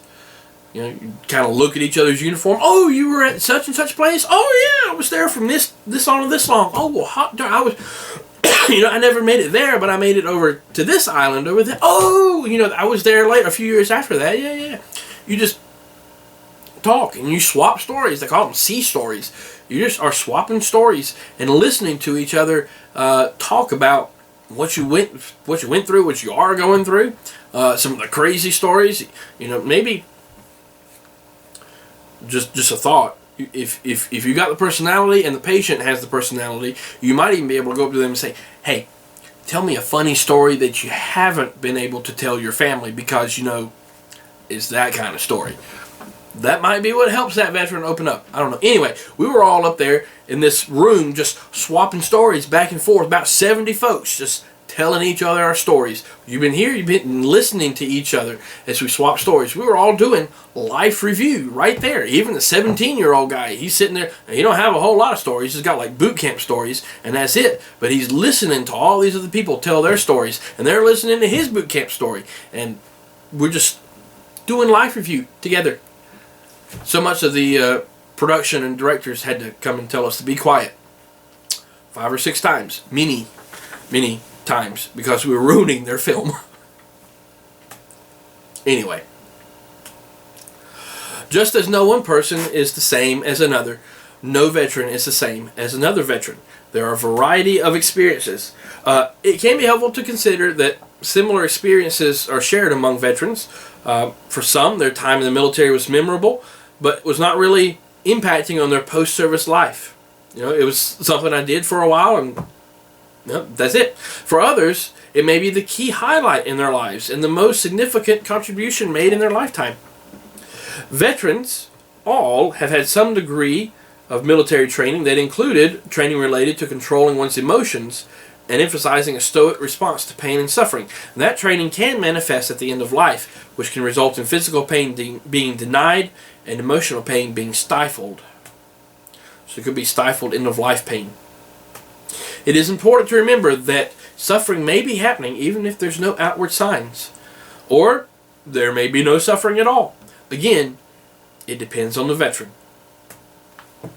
So, what are some stereotypes of veterans that you may have that can stand in the way of providing life review as a way of honoring their service? Some veterans may not want to talk about their experience because of the trauma associated with it, or maybe it's just not the most significant part of their life story. Others may believe that the family and friends don't have an interest, or perhaps don't have the fortitude to hear their story. They may not want to be judged. They may not think it's important. Each veteran with unique experiences can have unique reactions to healthcare workers doing life review. You can ask, I understand you served in the military. What was that experience like for you? That's probably going to bring about some sort of response. It may be indifferent. It may be, oh, wonderful. It may be hostile. But the response will probably be genuine. By bringing it up, the process has begun to engage the veteran in their story. So what are some ways you can be a safe, trusted place for the veteran to share their story? Another story time, NGHS Hospice was honored to be part of the Dawsonville Veterans Day, this last 2022 Veterans Day. And as we were standing there, it was really funny. We're just watching these folks from World War II all the way to present, and they're sitting around tables or standing around talking to each other, and they're just talking to each other. They're doing life review. One of our chaplains came with her husband, who's a veteran, and he waved at everybody else, at his wife's coworkers, and said hi and was polite, and then saw another veteran with a T-shirt that has one of his unit's crest on there, showing that, hey, that guy must have been in the same unit I was. And so he made a beeline to that guy, and they never met before, but they talked for about 30 minutes. And then he talked with the World War II veteran for 30 minutes. These folks have a shared experience and a shared cultural experience. And the life review, you hardly even have to do anything. The life review just flows. Again, we talked about, the other picture there is the uniforms. That the very uniform can be a life review. One of my patients, he just recently passed away, First Sergeant Alphys Burt. We as I was telling them that I was getting ready to do this life review presentation, I said, I'm not really sure what all to say. It's just that you put a couple veterans together, and we just start talking to each other about our service, and we just start naturally doing life reviews. Not that hard to get it out. You just, for some folks it is. Some folks don't want to share, but veterans, for the most part, they love history. They love to share their part in history. We just naturally do life review. And Mrs. Burt was over in the kitchen, and she just, what? Y'all love talking and swapping stories? No, not y'all. No, you don't do that. Yeah, I think she may have heard some stories over and over and over that we shared. Anyway, here's an interview with Staff Sergeant James Davis, Special Forces, U.S. Army, retired. He's a Green Beret, and so I want to give a special thanks to his wife, Reverend Laura Davis, who's one of my co-workers, NGHS Hospice Chaplain. So here's the interview that I did with him on Veterans Day. So how does talking about your history and military service help you come to terms with things, or bring wholeness, or bring enjoyment? Like, what does life review do for you? Well, in some ways, it helps me work through things. Mm-hmm. There are some things that, I'm still trying to figure out the whys of them. It might have been 30-something years ago. Mm-hmm. It also helps me work through it, but it also sometimes helps me put it in perspective mm-hmm. to where I am now. Okay. As to, for years when I was having a bad day, I'd be like, well, nobody shot me today. Mm-hmm. And it may seem weird or whatever. But that was a way that I put it into perspective. Mm-hmm. That today was not the worst day I'd ever had. It might have just been a rough one. Yeah.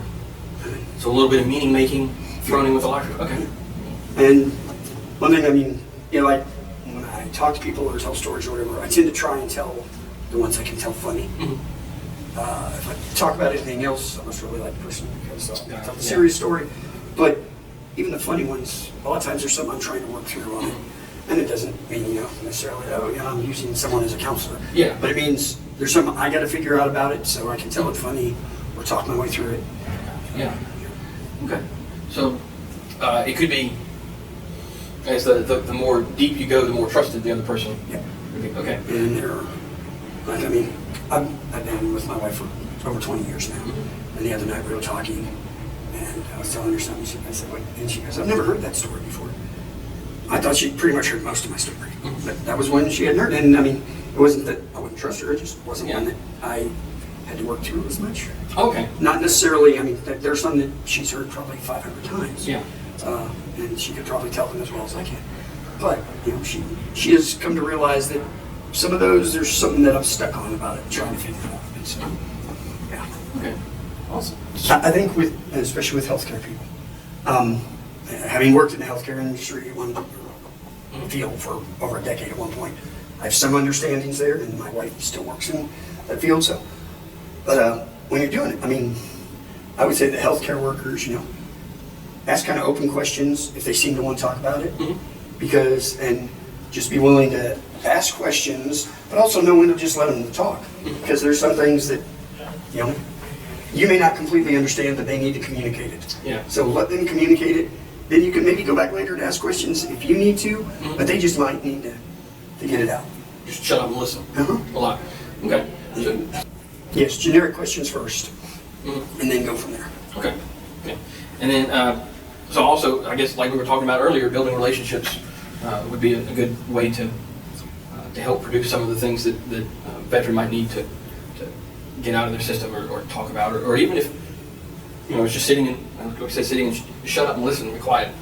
So I guess there's a variety of ways to do life review with veterans, and it's kind of dependent on each person and their relationships. It is a very well. I have some veteran friends, and a couple of them recently have started talking to me about like relationship and spiritual issues. And to me, it's kind of funny because these are guys who are significantly older than I am, who I served with when I was a young soldier, and that kind of thing. But they're asking me these questions, and I'm like, wow, they're why. But in their relationships and stuff, they've had different successes, and one of them is still trying to integrate his military experience to relationship experience. And where his comment to me actually was, well, you seem to have got your act together. I'm X years old, and I still don't have my act together. And okay, but it's kind of interesting just because there's a shared place to communicate with. But on the other hand, they're communicating with people. His new spouse to be is communicating with her, and she has some background with it, but she wasn't in the military. She was a military family member. So it's interesting because different people have different ways to talk about it. And in one case, I had a veteran friend who had a son die, and I was like, and he was talking to me about it. I did go to seminary. But he was talking to me about it, and I was like, my wife's probably really the one to talk to. And he's like, and his comment was, his wife didn't eat dirt with me. Or he said, your wife didn't eat dirt with me, you did. And I was like, okay, then let's roll with it. And kind of just tailored to what each person needs. So what are some stereotypes to veterans telling their stories that may be around the healthcare workers may have heard, either true or untrue? Well, I mean, that people are killers or cold-hearted, whatever. There are those out there. But I think one thing, especially I guess for healthcare workers who are trying to help somebody process stuff, a lot of people, that hardened exterior comes up because that's how they survived whatever they went through. And sometimes you got to be patient to be able to see the cracks or see beyond that outer wall.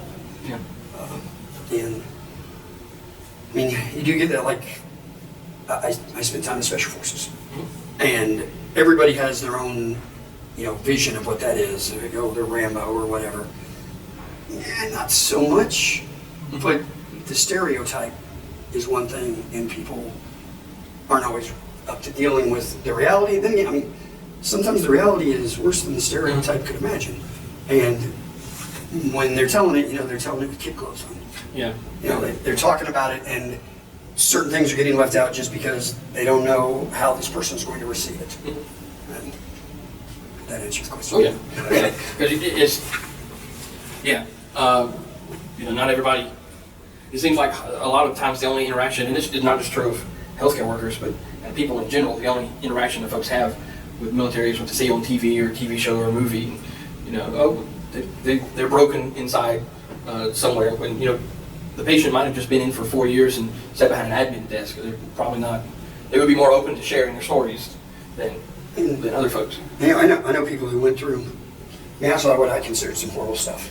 I know people who saw worse than what I did, and they have processed it fine. They're good.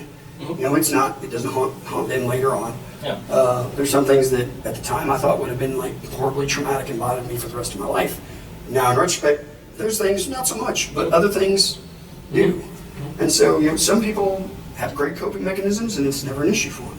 Other people, something sticks in their head and they want an answer or need an explanation or just can't forget a certain instance or set of instances.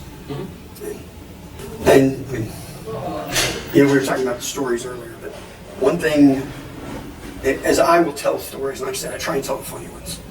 But a lot of times I'm working through it, so I'm going to keep looking at it, examining it in a maybe lighter-hearted way.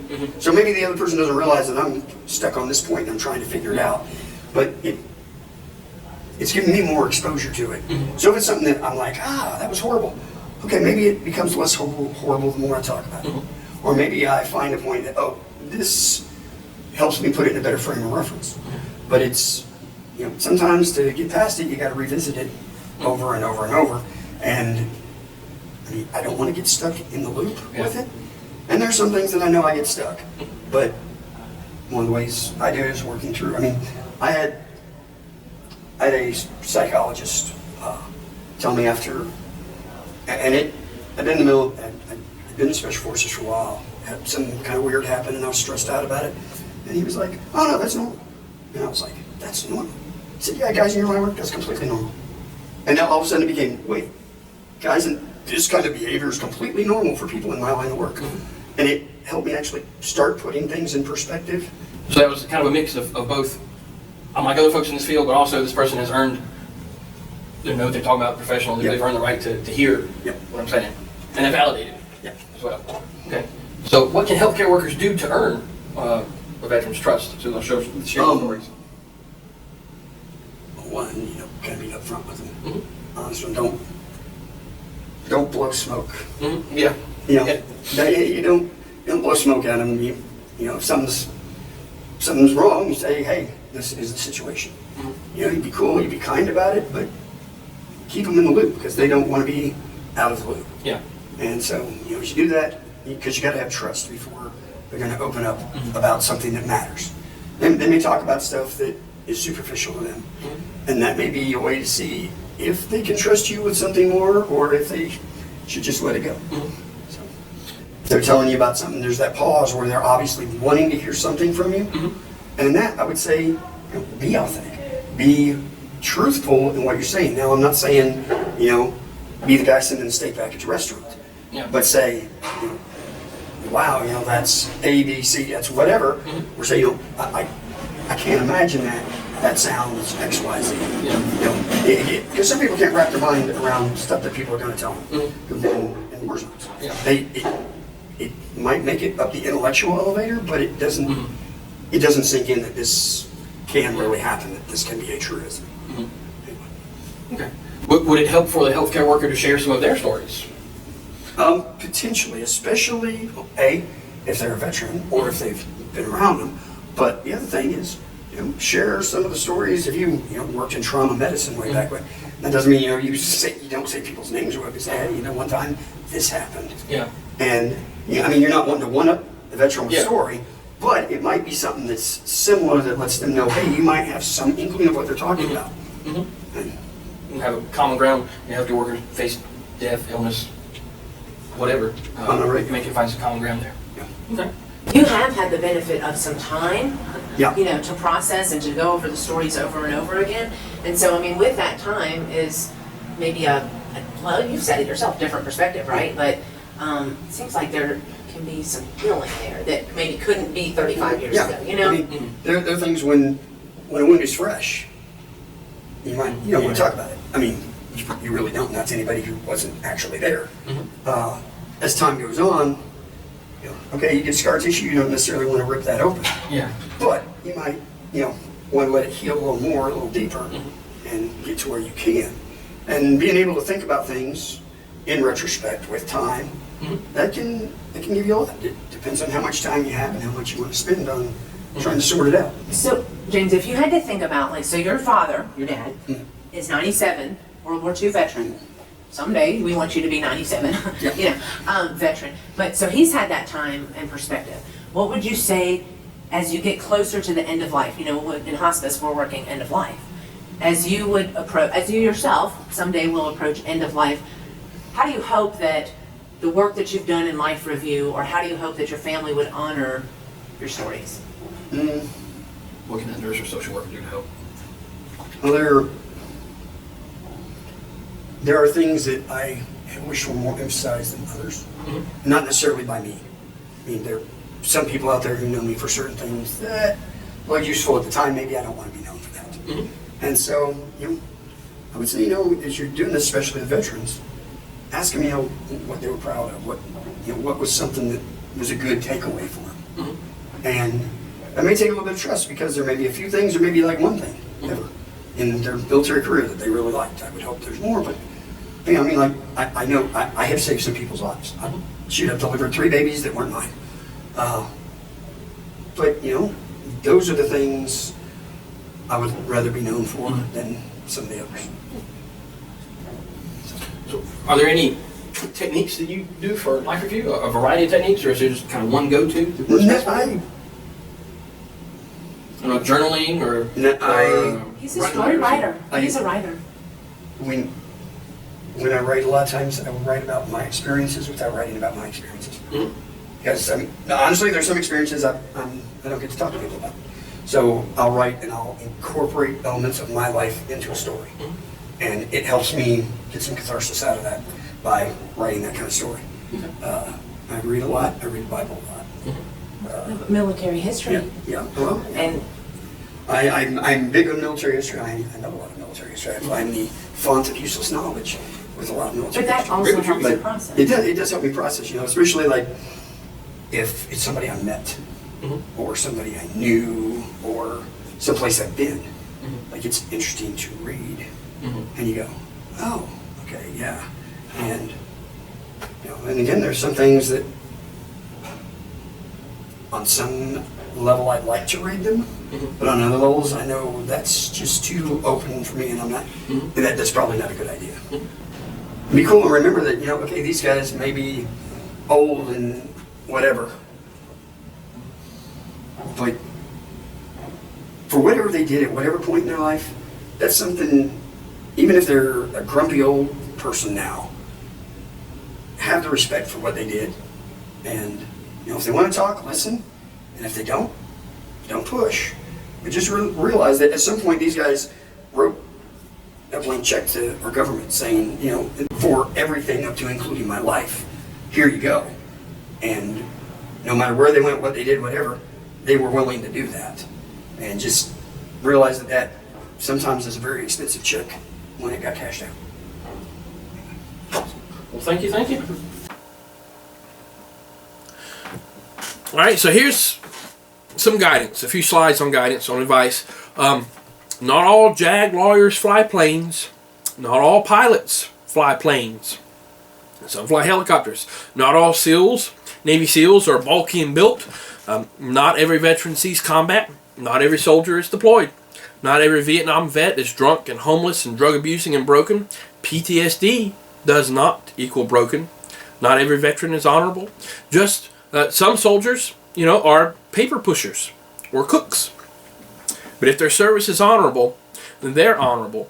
And their story is just as valid as the SEAL. In fact, their story may be easier for them to share with you than the SEAL stories. Then again, it might not. It might be harder for them. Each veteran's different. So what made you serve? What did you gain from service? Where did you do your initial training? What units were you in? What events? What are some funny stories? You know, if you can handle it, what are some funny stories that may be too colorful to share with your family? It's more than just fact finding. You want to get into their stories. You want to build trust. That's what we need to say over and over. Build trust. Realize that life review is not about collecting facts or eyewitness accounts, although that is useful for family to know. But understanding the life story from the perspective of the patient. It's their story, their narrative. So set aside the stereotypes, good or bad, and listen to these people's stories. The reason I have a picture of these folks in uniform here that you see, and then it changes to folks that you may know, from Drew Carey to Roger Staubach and Rob Riggle, Chuck Norris, Clark Gable, Jimmy Stewart, General Jimmy Stewart. He was a one-star general. Even Ronald Reagan. In fact, did you know that Captain Ronald Reagan signed Major Clark Gable's discharge papers when he got out of the Army in World War II? Anyway, historian trivia there. Understand their life story from their perspective and build trust. So, briefly describe the stages of life review guidance. Guidance 2. To better understand the story, ask questions that are open-ended. Have wonderment, curiosity, perhaps.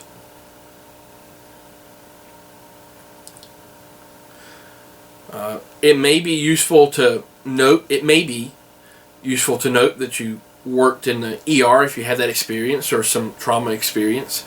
But you don't have to. Certainly, don't have to open with that. I wouldn't share that until you share some of your story and I've heard some of their story. Be prepared to reflect back to the patient items that may sound contradictory. You know, I'm confused. You said nothing good came from your service, but you just mentioned how you were able to get closer to your son by teaching some survival techniques that you learned.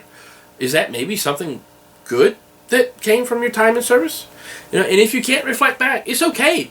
It's okay to just shut up and listen. Just listen. It's okay. Sometimes talking gets your foot in your mouth. It's okay to just tell me your story. Ooh, you know. It's okay to shh. So, how comfortable are you with silence? Alright, as I noted before, writing a biography can be a useful thing. Here is an example of Admiral Mark Lederer's biography. He was one of my bosses back when he was a captain. He and I worked together quite a bit at 6th Fleet. Here's an example, a sample biography. If the patient veteran wants, they may be able to do something like this. You can work with them to do something similar to this. Again, every time that you showed up to a new unit, a new commander, at least if you're an officer in the Navy and Marine Corps and Coast Guard, you're expected to have an up-to-date biography that you could give to the boss, to the captain, the skipper, so he can look over it and just know a little bit about you from your life review. Who you are, your identity is based in your history. So, biography here, doing life review that he's able to read, he or she is able to just look at, read. Okay, now we can go a little deeper.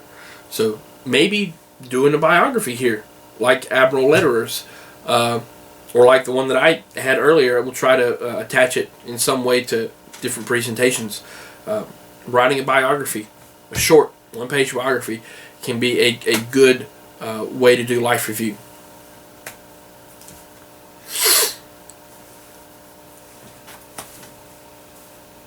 Okay, we just talked about the commanding officer wanting to see a bio, life review of where and what you've done.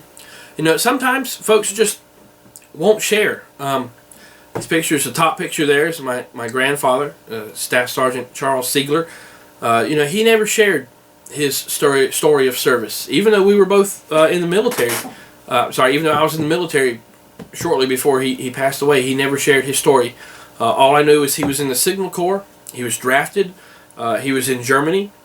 He taught me how to shine boots, and he never ever rowed a ship again, he rode a troop ship for 2 weeks going over to Europe and then 2 weeks coming back, and never, ever, ever set foot on a boat again. He and Grandma and Mom even lived on the lake. And if Mom wanted to go skiing, Grandma had to drive him, because Granddad would never, ever step foot on the boat again. The only other thing I knew is that he didn't enjoy his time in the Army. That was it. That was all I got. Anything else I got when Grandma gave me a photo album that she had made of photos and cards that he'd sent back, including that picture, because that never saw the light of day while he was around.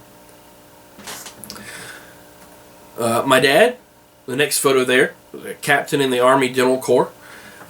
He'll occasionally share his story when asked or when it's applicable to a situation. He was only in for 2 years, paying the Army back for it paying his way through dental school. All the times he talked about his service was in response to my bringing it up. It'd be uniforms or funny stories or things of that nature. Me, on the other hand, after 15 years of service, I'll share my stories.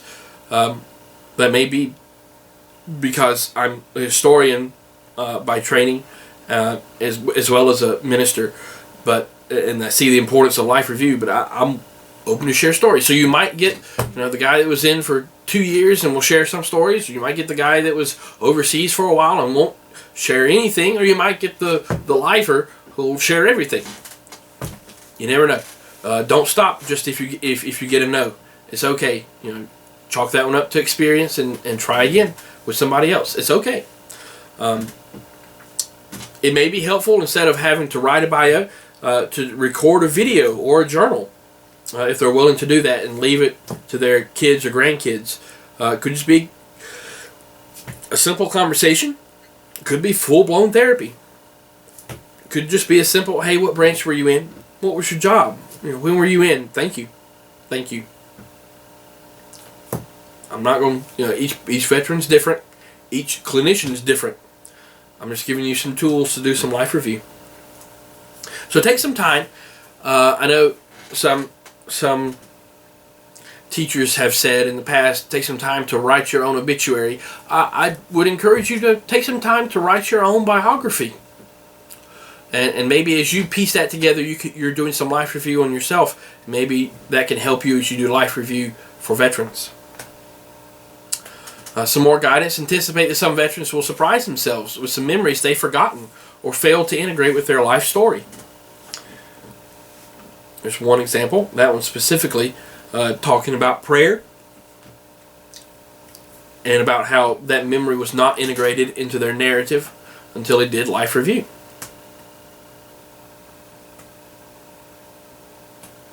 Sometimes it's enough to listen to their life story and ask questions. Other times you might need to reflect back their story. Sometimes it might be a letter. Sometimes a verbal recount may be the only option. Sometimes you're not going to get that at all. It's not easy to bear witness to the stories of others, especially if it involves tragedy or violence. So you need to know, here's the warning from Compassion Fatigue Doctor, do some self-care if you need to. Be aware of your own boundaries and your own sensitive spots. Sit with their story, no matter how horrific. Don't be overwhelmed. Don't try to rush them along, especially in silence. Don't try to rush them along. Don't try to do well-intended phrases. Well, it's okay to be feeling this. What happened was a long time ago, when in fact it feels like to them it wasn't 50 years, but 50 seconds ago. Right? Don't try to push them along. It's okay to be silent and present and listen. It may just be as simple as, thank you for sharing a story with me. I know it wasn't easy to talk about, but I respect you even more knowing what you carry. And thank you for sharing that with me. You may need to release that story later by walking around or gazing at the environment, the mountains, the countryside, the beach, the wherever you are. You may need to release it through prayer or sharing with your fellow team members. But I would encourage you to do some self-care and release that in a safe place so that you can bear witness to more stories. So what are some ways you can think of to provide the Military Honor of Life Review to a veteran on hospice. Again, there's our enduring understandings, our enduring questions. How can we as healthcare workers honor people through their stories? Our topical understandings, our topical questions. And this is in memory of Staff Sergeant Charles Winfred Siegler, U.S. Army. Gunnery Sergeant Jack Lode Holt, U.S. Marine Corps, retired. First Sergeant Alphys Burt, U.S. Army, retired. Of course, you can throw questions all you want to, but since this is a recording, probably not going to get an answer. Next are some of the sources and citations, references used. So that's all that I have. Thank you so very much for your time. I know this was a long lecture, but thank you for your time and your patience in listening and in providing care to veterans, and in taking this tool of doing life review and making it something honoring to these veterans, these patients, and in providing care for our veterans. Thank you, and God bless.